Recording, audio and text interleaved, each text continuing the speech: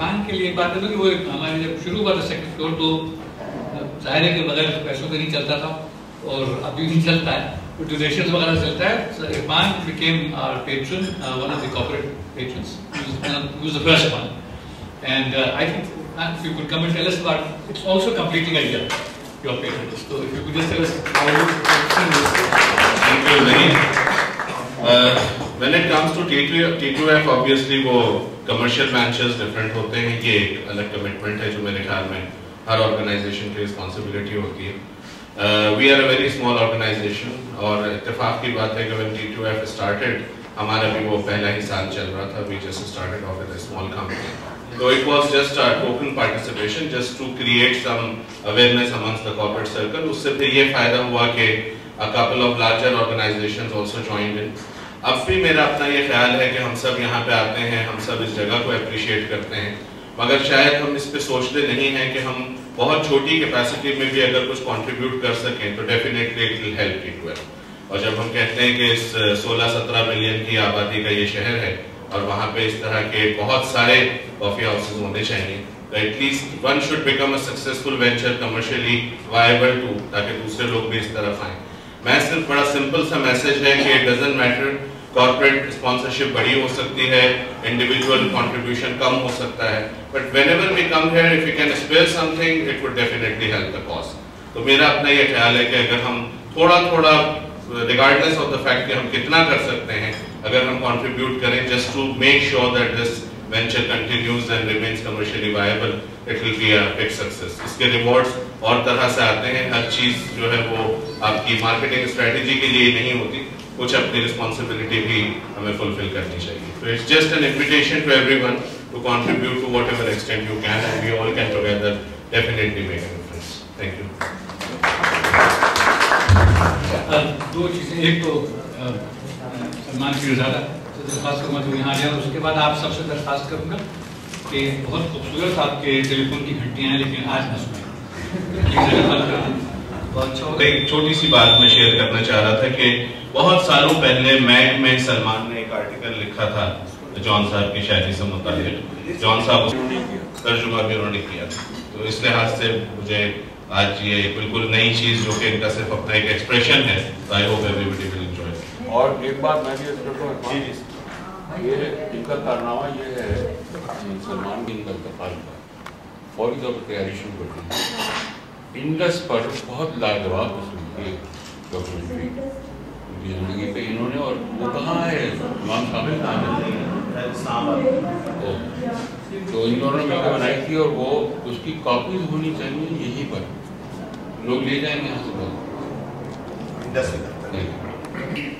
According to his biographers, 14th of December is Jaun Eliya's birthday. It may be factually correct, but for the poet's own negation of the fact. Jaun Eliya never saw the light of day. Like Hamlet, he was indifferent, honest, but yet he could accuse himself of such things that it were better his mother had not born him. He was afraid of light. He was scared of darkness. He liked the color grey. Jaun Eliya was a poet to his fingertips, and to him being a poet was a full-time job. Full-time jobs don't adhere to the confines of time and space. They don't have a beginning, neither do they end. Hence, birth and death indexes become meaningless. Let's play it safe and employ the present tense while discussing his poetry. Read Jaun Eliya and you will feel he's sad, melancholic and grief-stricken. Read Jaun Eliya and you will feel he's well-versed in history, philosophy and literature. Read Jaun Eliya and you will feel he's egocentric and indulges in self-persecution. Read Jaun Eliya and you will feel he doesn't give two hoots about norms and nomenclatures. Read Jaun Eliya and you will feel he worships well-endowed women. Read Jaun Eliya and you will feel he admires John Keats because the creator of Ode on Aggression Urn died of tuberculosis. Read Jaun Eliya and you will feel he coughs up blood and relishes it. Read Jaun Eliya and you will feel he is an atheist, agnostic and skeptic all at the same time. Read Jaun Eliya and you will feel relationships confound him. Read Jaun Eliya and you will feel he doesn't understand human anatomy. Read Jaun Eliya and you will feel he hates his digestive system. Read Jaun Eliya and you will feel he wants to chit-chat with God. Read Jaun Eliya. And you will feel he yearns to fall in love. Read Jaun Eliya. You will feel he hates moments of mirth and despises instants of sorrow. Read Jaun Eliya. And wonder about lizard's presence in this vast universe. Read Jaun Eliya and keep reading it. John has read Gabriel Garcia Marquez's The 100 Years of Solitude, and he likes the book primarily because of the word solitude in its title. He values solitude and often describes it as a state of pleasant loneliness. He has gone through Milan Kundera's The Joke and found it musically political. He cannot praise Joseph Brodsky enough for coming up with the line, "Our children defy our nakedness." These writers he often enthuses are his great contemporaries, but not greater than Jaun Eliya. John thinks Faiz Ahmad Faiz's poetry is for juvenile offenders. He believes Ghalib's diction revolves around 25 words.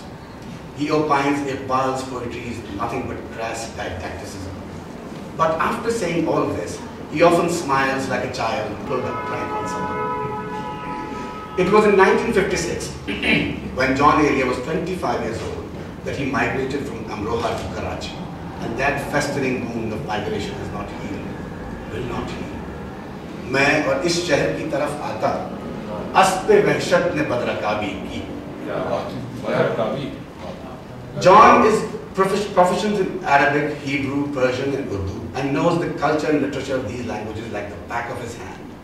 People come and people go, talking of Michelangelo, seeking John's counsel, learning from him the finer points of poetry, eliciting his opinion on structuralism, existentialism, communism, religion and metaphysics, so to later spew them out as their own judgment.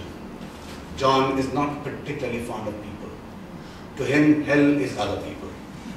Not all of them, of course. John is an incorrigible romantic, but has often been a victim of unrequited love. The solar system confuses him.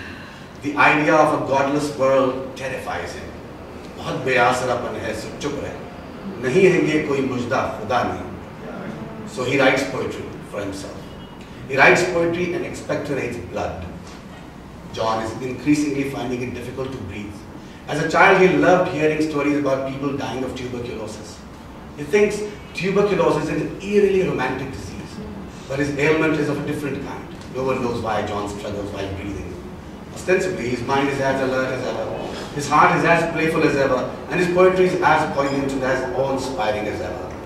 It's November the 8th, 2002. John is still at it, doodling, scribbling, composing poetry. Word that he has breathed in and breathed out all his life. It's been 6 months since he was last admitted to the CCU of a private hospital. For some strange reason, he got off his takht quite early today. He's looking for the ghazals and nazm that he has composed in the last decade or so. He can't find them. Then he recalls that some of his disciples had taken the original manuscript so that it could be made legible. He seems to be in a hurry. He's writing a ghazal, trying to, at a brisk clip. His hands are trembling, his body is shaking, and his pen seems to have run out of ink. They say, John has died. They are a bunch of fools. Thank you.